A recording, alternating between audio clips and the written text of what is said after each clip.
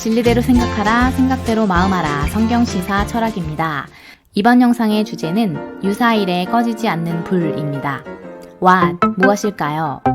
불은 조명, 난방, 조리, 통신수단, 화전, 금속 재련 및 가공, 불꽃놀이, 화장에 이르기까지 인류의 생존과 유지 및 발전을 위해 필수 불가결한 요소입니다. 그러나 이 유용한 불이 인류를 크게 위협하기도 하죠.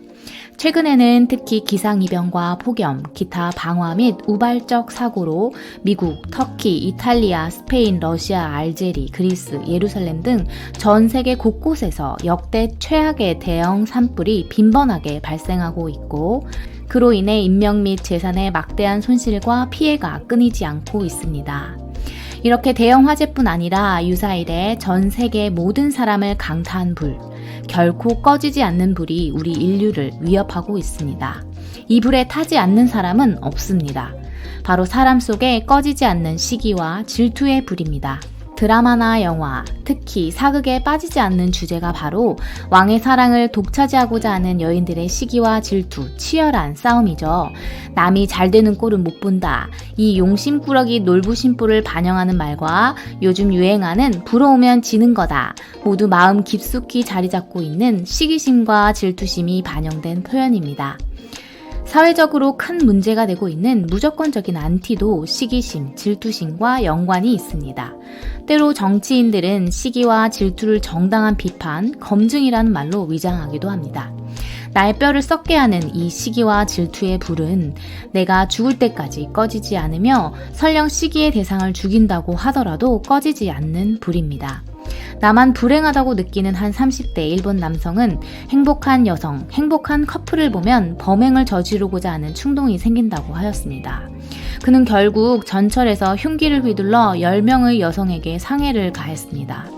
어떤 의사는 경쟁 병원을 폭파하고 싶을 만큼 시기 질투하고 결국 불을 내기도 합니다.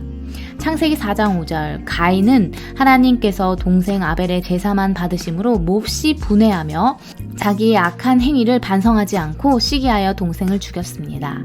사무엘상 18장 8절, 사울왕도 백성들이 춤추며 사울이 죽인 자는 천천히요 다윗은 만만히로다 라고 노래하는 것을 듣고 다윗이 백성들에게 자기보다 더 추앙받고 왕이 마저 그에게 넘어갈 것이라며 다윗을 시기하고 불쾌해하고 심히 노하였습니다. 다윗을 죽이기까지 질투했습니다. 마가복음 15장 1절에서 15절, 빌라도 법정에서도 시기와 질투의 불에 묻지마 태도와 행동이 결합하여 엄청난 살인이 벌어졌습니다. Why? 왜 그럴까요? 내 안의 시기와 질투의 불 왜 꺼지지 않을까요? 질투는 주로 상대적인 비교, 타인의 존재를 의식하는 데에서 기인합니다. 아무도 비교할 사람이 없다면, 아무도 의식할 사람이 없다면 내가 누군가를 시기하고 질투할 이유도 없겠지요. 내가 저 사람보다 못한 게 뭐야?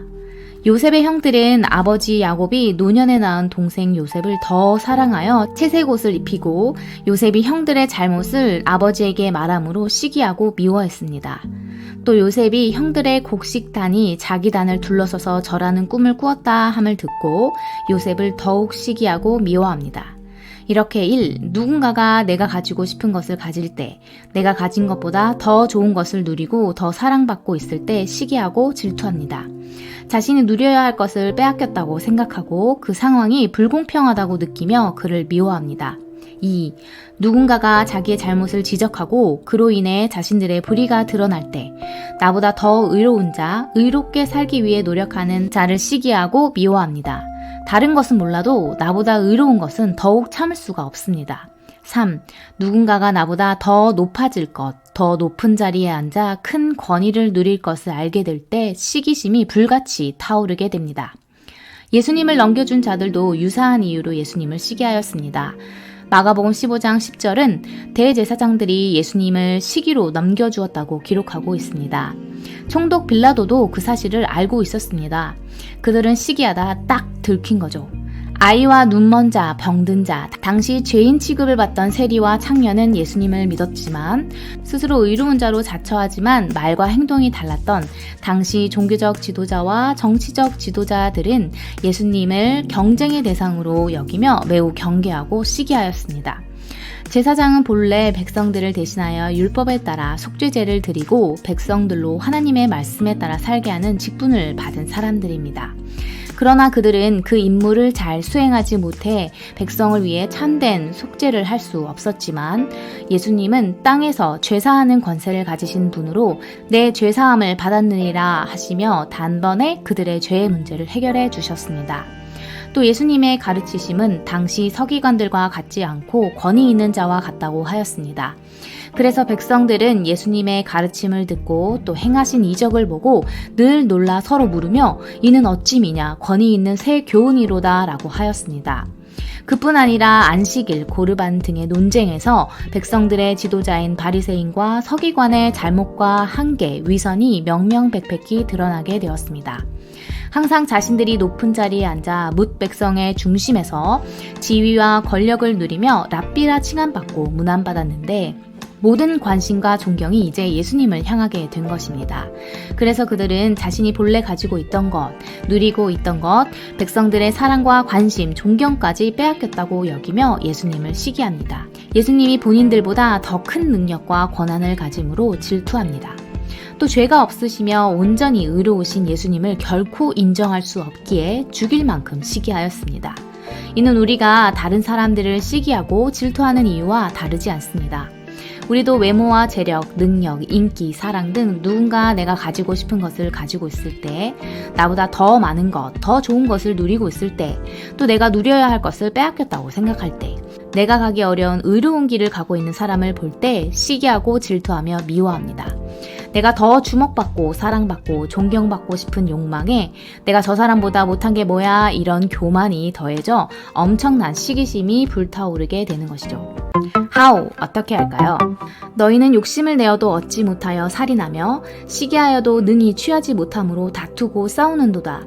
유사일에 영원히 꺼지지 않는 질투의 불 어떻게 끌 수 있을까요? 첫째, 묻지마 시기 노. 시기와 질투라는 것은 보는 사람이 없으면 생길 이유도 없습니다. 본래 누군가를 의식하며 지펴진 시기의 불, 질투의 불은 다시 다른 사람을 의식하며 위증, 위선, 위장으로 나타나게 됩니다. 바로 십자가 사건에서 질투하는 자들이 모여 정의로운 것처럼 행동하며 위증, 위선, 위장하여 예수님을 죽이기까지 하였습니다. 심지어 그 질투하는 자들은 밀란을 꾸미고 그 밀란 중에 살인하고 체포된 살인자 바라바를 놓아달라고까지 하면서 예수님을 십자가에 못 박기를 요구했습니다. 살인자는 살리고 살리는 자를 죽이기까지 하는 질투의 불이었죠. 그리고 그들은 예수님이 무슨 죄를 지었는지 묻는 것도 따지는 것도 거부합니다. 따지면 자기들의 시기심, 질투심이 발각되고 그 시기심과 질투심은 정당화될 수 없기 때문입니다. 그래서 묻지마 태도로 무조건 시기하고 미워했습니다. 불행하게도 그들의 질투의 불은 결국 질투의 대상을 죽여도 끄지 못했습니다. 우리는 내가 사람들을 의식하며 누군가를 향해 묻지마적 태도로 시기의 불, 질투의 불을 지피고 있지 않은지 수시로 점검해야 합니다. 내가 누군가를 시기하고 질투하고 있다면 묻지마식의 시기를 계속하는 것이 아니라 그 이유를 냉정하게 살펴볼 필요가 있습니다. 그리고 그 묻지마 시기를 감추고 가리기 위해 위증, 위선, 위장하고 있지는 않은지도 생각해 보아야 합니다. 둘째, 감사, 자족, 나눔.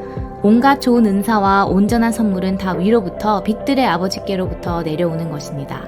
사람은 빈손으로 왔다가 빈손으로 갑니다.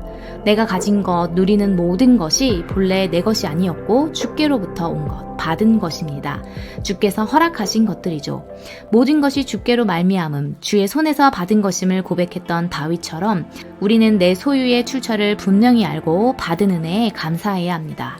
또 어떠한 형편에든지 나는 자족하기를 배웠노니 그 받은 것, 누리고 있는 것을 족한 줄로 알아야 합니다. 시편 107편 9절 그가 사모하는 영혼에게 만족을 주시며 줄인 영혼에게 좋은 것으로 채워주심이로다. 그리고 주님이 베푸시는 만족과 채워주심을 누려야 합니다. 이렇게 감사하고 자족함으로 이웃과 나의 가진 것을 나눌 때 시기와 질투의 불을 끌 수 있습니다. 예수님이 말씀하신 바와 같이 거저 받았으니 거저 주어야 합니다. 잠언에서 교훈하는 바와 같이 내게 있거든 이웃에게 이르기를 갔다가 다시 오라 내일 주겠노라 하지 말아야 합니다. 세례요한이 교훈한 바와 같이 옷 두 벌 있는 자와 먹을 것이 있는 자는 없는 자에게 나눠주고 부과된 것 외에 거두지 않으며 받는 급료를 족한 줄로 알고 강탈하지 않으며 거짓으로 고발하지 말아야 합니다.